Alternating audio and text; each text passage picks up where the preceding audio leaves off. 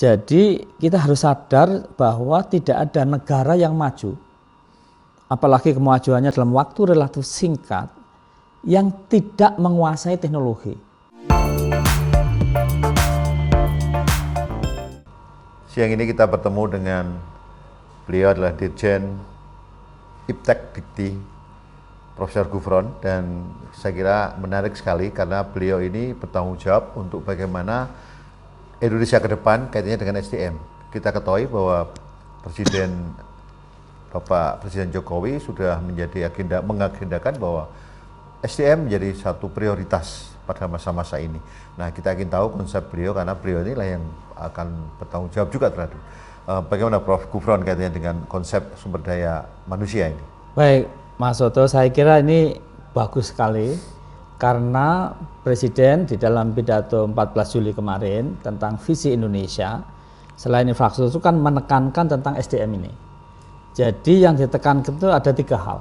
Satu, masalah mengenai ibu hamil, anak, ya, dan tentu juga setelah dewasa. Tetapi ibu hamil ini sangat amat penting karena sejak manusia Indonesia itu di perut ibunya itu sudah harus dipikirkan. Nutrisinya tidak boleh kurang, jadi DHA, omega 3 dan nutrisi-nutrisi lain harus cukup.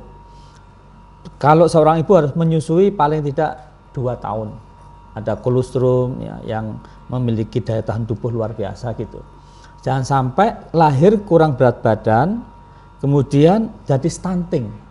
Angka stunting kita itu masih lebih dari 30%. Nah, ini nanti kalau kita didik ya, anak ini karena perbuatan permanen itu nggak bisa. Jadi konsep pengembangan SDM itu harus dimulai sejak di kandungan dari ibu hamil. Itu yang pertama.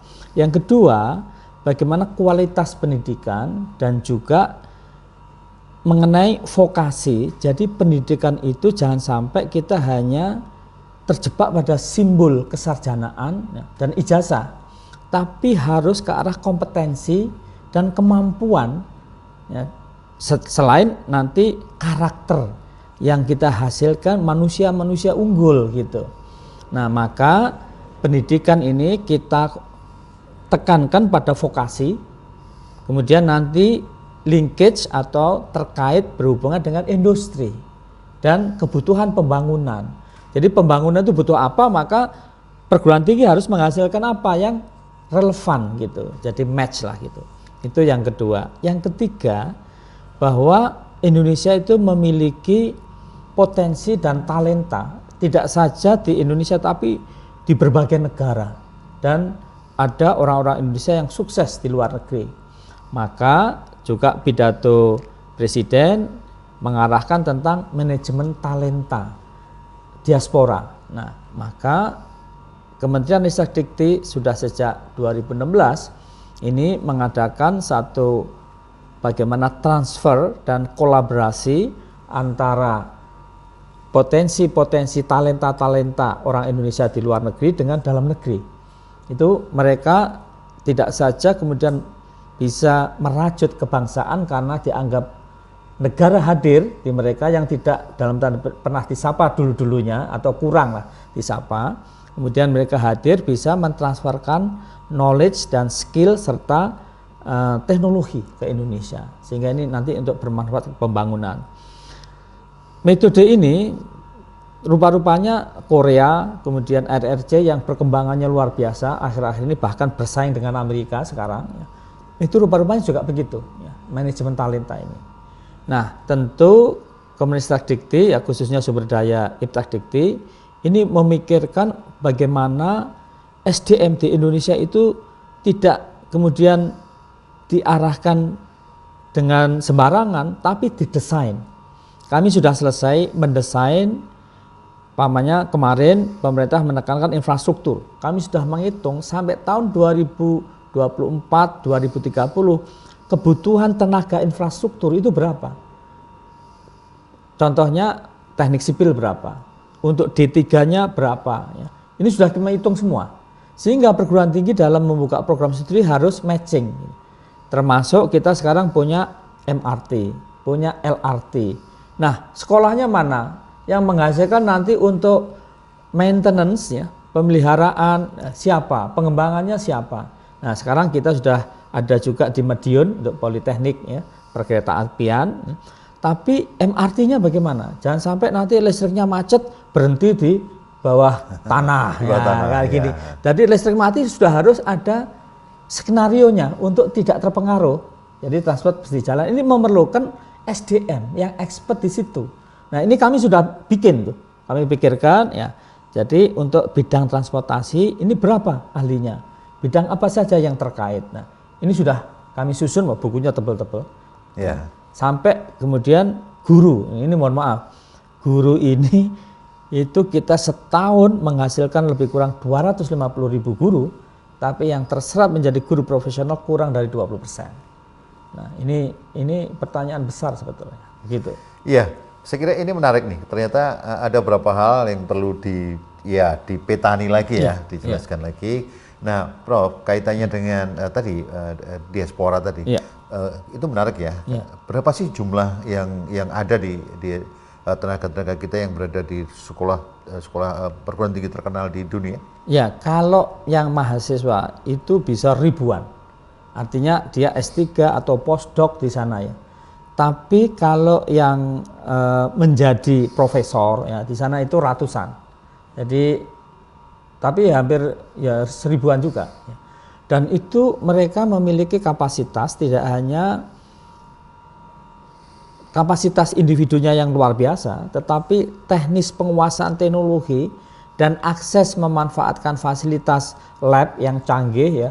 Ini contoh tadi di sini ada dari Universitas Nottingham, di mana MRI pertama kali ditemukan. Saya sudah pernah ke sana. Lalu dokter-dokter ini dari Sarjito, dari UGM, kami kirim ke sana, tapi tidak hanya UGM tentu, karena kami kan nasional ya. Jadi beberapa perguruan tinggi kami kirim ke sana. Bagaimana MRI itu bisa dikembangkan dan kami berharap kemudian ada transfer teknologinya gitu.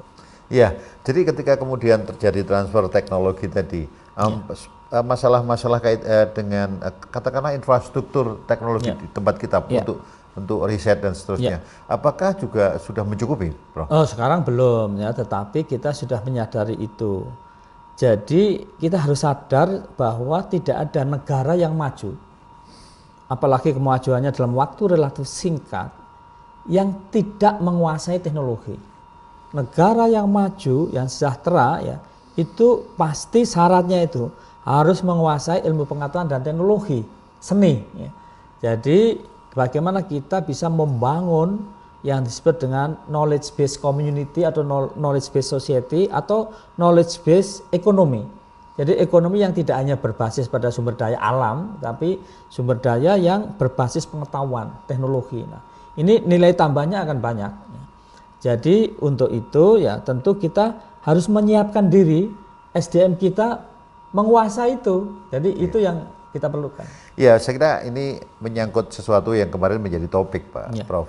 Apakah itu kaitannya dengan penempatan rektor asing itu di Indonesia?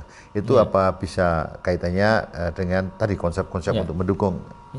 Jadi rektor asing itu menurut saya hanya salah satu komponen di dalam membawa perubahan perguruan tinggi.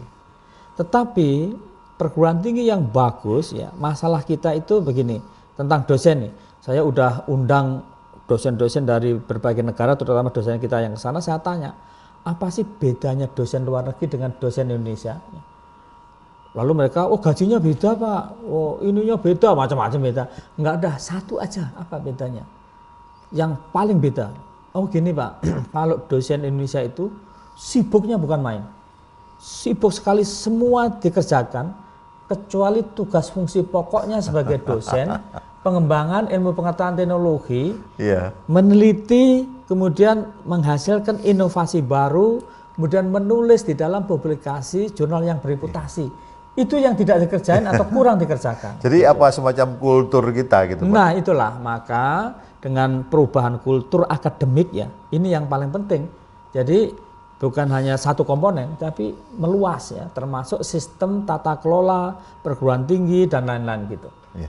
Prof, terakhir nih, kaitannya dengan Presiden sudah kemarin menandatangani bahwa kita mulai era mobil listrik.